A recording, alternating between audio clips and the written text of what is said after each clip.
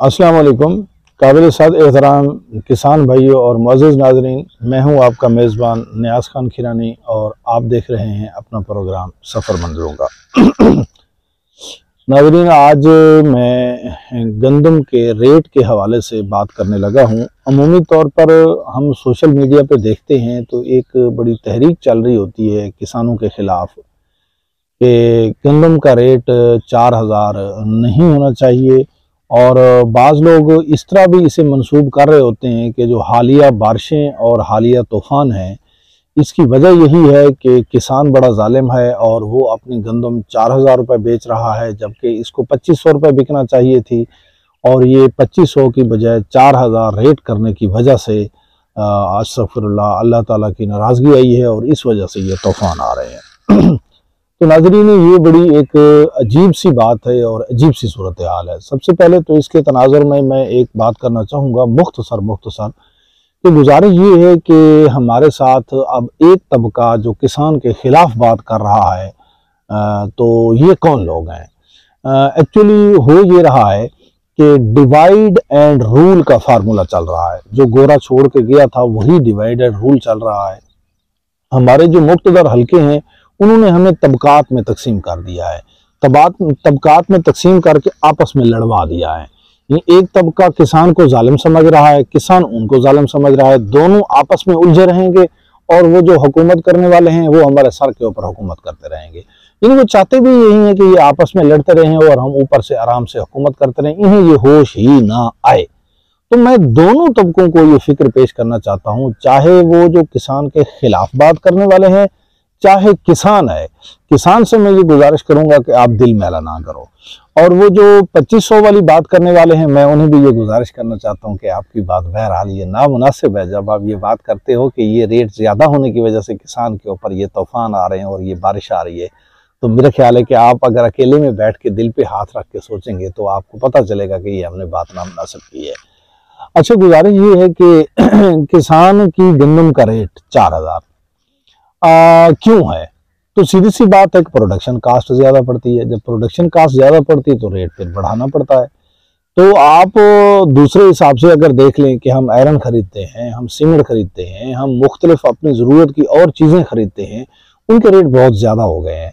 जब हम शहर जाके आप लोगों से ही पूछते हैं कि भाई ये चीज़ें हमें इतनी महंगी क्यों दे रहे हो, तो आप मुँह दूसरी तरफ करके कहते हो कि भाई इनकी प्रोडक्शन कास्ट बढ़ गई इसलिए आपको महंगी मिल रही है। तो मेरे भाई, प्रोडक्शन कास्ट वाला फार्मूला आपकी अशिया के ऊपर चलता है, हमारी अशिया के ऊपर प्रोडक्शन कास्ट वाला फार्मूला नहीं चलता। किसान की अशिया के ऊपर प्रोडक्शन कास्ट वाला फार्मूला नहीं चलता। मान लेते हैं कि आप पढ़े लिखे हो, मान लेते हैं कि देहाती ज्यादा जो है ना वो शऊर वाले नहीं है, आप ही को हम मान लेते हैं कि आप ज्यादा शऊर वाले हैं। आप अपने शऊर से हमें अंदाजा लगा के आप सोच के ये बताएं कि क्या किसान की ये जो कास्ट पड़ रही है, प्रोडक्शन कास्ट, ये नहीं बढ़ गई? डीजल का रेट नहीं बढ़ा? आप सवाल का जवाब दो। डीजल का रेट नहीं बढ़ा? डीएपी खाद किसान की फसल की अहम जरूरत है, रेट नहीं बढ़ा उसका? यूरिया खाद का रेट नहीं बढ़ा? अमोनियम नाइट्रेट का रेट नहीं बढ़ा? जड़ी बूटी को तलफ करने वाले जो स्प्रे हैं, आज आसमान से बातें कर रहे हैं, उनके रेट नहीं बढ़े? जो यहाँ फंगस के लिए हम स्प्रे करते हैं गंदम को, उसका रेट नहीं बढ़ा?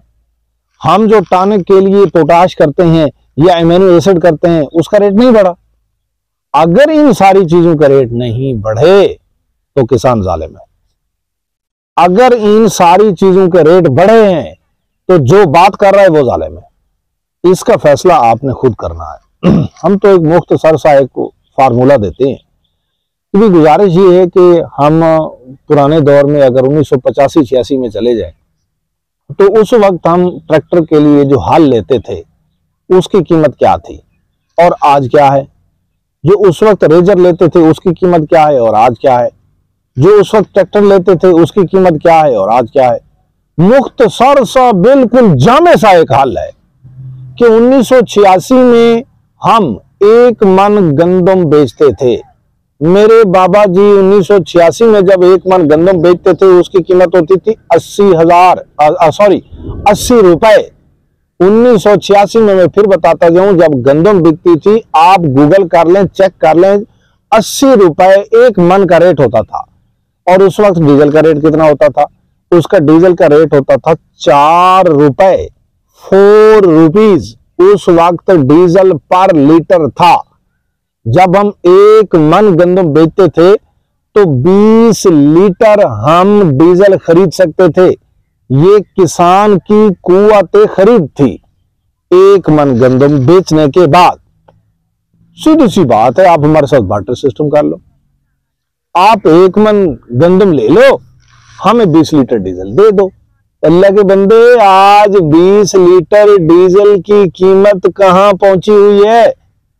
आप पूछ के देखो ना, पता करो ना, कैलकुलेटर इस्तेमाल करो, 5600 के ऊपर नीचे जा पड़ेगी जो आपकी 20 लीटर की कीमत होगी। गुजारिश ये है कि आप वही वाला निजाम चला लो।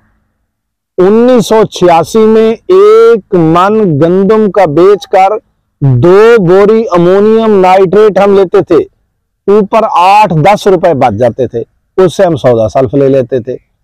चलो आज इस तरह करो, आप कहते हो कि महंगाई ज्यादा होगी, प्रोडक्शन कास्ट ज्यादा पड़ रही है, आप हमसे 1 मन गंदम ले लो, 2 बोरी अमोनियम नाइट्रेट की दे दो। उस वक्त हम 1.25 बोरियां हमें यूरिया की मिलती थी 1 मन गंदम बेचने से। आप वही 1 मन गंदम ले लो, 1.25 बोरी यूरिया दे दो। उस वक्त 88, 99, 90 रुपए की डीएपी होती थी, यानी 1 मन और 10 किलो गंदम बेचकर हम 1 बोरी डीएपी खरीदते थे। तो आप इस तरह करो, आपको किसान जालिम लगता है ना, आप इस तरह करो कि किसान से गंदम ले लो 1 मन और 10 किलो, यानी 50 किलो आप गंदम ले लो किसान से, किसान को डीएपी की बोरी दे दो। सौदा बड़ा सस्ता है, आपको खुदा करे वो मुफ्त में मिले, हमें कोई एतराज नहीं है।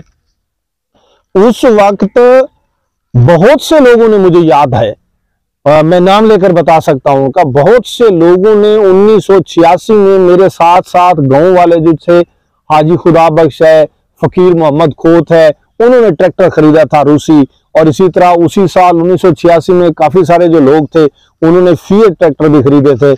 उस वक्त 1000 मन, सुन लीजिएगा मेरी बात, 1000 मन गंदम बेचकर एक रूसी ट्रैक्टर आता था जिसे आजकल MTZ 510 कहते हैं।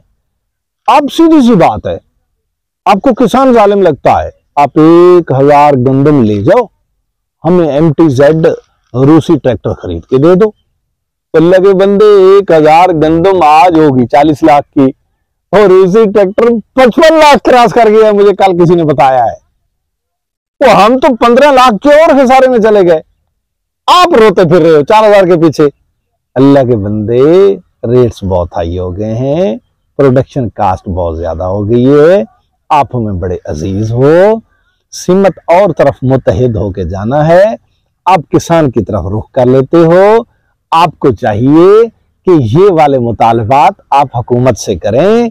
आप हुकूमत से कहो भाई खाद महंगी ना करो, आप हुकूमत से कहो ये दवाइयां महंगी ना करो, आप हुकूमत से कहो फ्यूल महंगा ना करो हमारे किसान का, जिसका करना है कर दो, किसान का फ्यूल महंगा ना करो। आप कहो, हुकूमत से कहो, क्यों? हुकूमत को दलील दो, अगर फ्यूल महंगा हो गया, खादें महंगी हो गई, ये सारी चीजें महंगी हो गई तो गंदम का रेट बढ़ जाएगा, गरीब लोग नहीं खरीद सकेंगे, प्रोडक्शन कास्ट बढ़ेगी, गरीब लोग नहीं खरीद सकेंगे। ये रुख और तरफ करना चाहिए था, लेकिन आप सारी तोपें किसान की तरफ कर लेते हैं।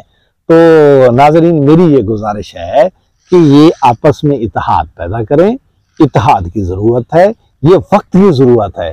किसान की मईशत की तरफ आंख को मैला ना करें, किसान के मसाइल को समझें, किसान की प्रोडक्शन के लिए जिन चीजों की जरूरत है मिल के हुकूमत से मुतालबा करते हैं, उन्हें कहते हैं कि इन चीजों की जो कीमत है कम करो, गंदम की कीमत ऑटोमेटिकली कम हो जाएगी। हम कब मुतालबा करते हैं गंदम की कीमत बढ़े? और हम तो कहते हैं प्रोडक्शन कास्ट कम होनी चाहिए। जब खादों की कीमत कम हो जाएगी, फ्यूल की कीमत कम हो जाएगी, अद्वियात की कीमत कम हो जाएगी, ट्रैक्टरों की कीमत कम हो जाएगी, उनकी मशीनरी आलात की कीमत कम हो जाएगी, आप गंदम की कीमत कम कर देना, हमें कोई एतराज नहीं है। उम्मीद है कि मेरी ये तजावीज भी आपको पसंद आएंगी और ये मेरी गुफ्तगू भी आपको पसंद आएगी। हम सबको चाहिए हम किसान का एहतराम करें, किसान हमारे लिए गला पैदा करता है। ये जो हम कपड़े पहन के बैठे हैं ना, ये किसान कपास पैदा करता है, उससे धागा बनता है और कपड़े बनते हैं। हमें कदर करनी चाहिए जो हमारा पेट पालने के लिए गला पैदा करता है और जो हमारा तन ढांपने के लिए कपड़ा पैदा करता है। उम्मीद है कि मेरी आज की सोच, आज की ये कोशिश आपको पसंद आई होगी। नेक्स्ट वीडियो तक मुझे और मेरी टीम को दीजिए इजाज़त। अस्सलाम वालेकुम।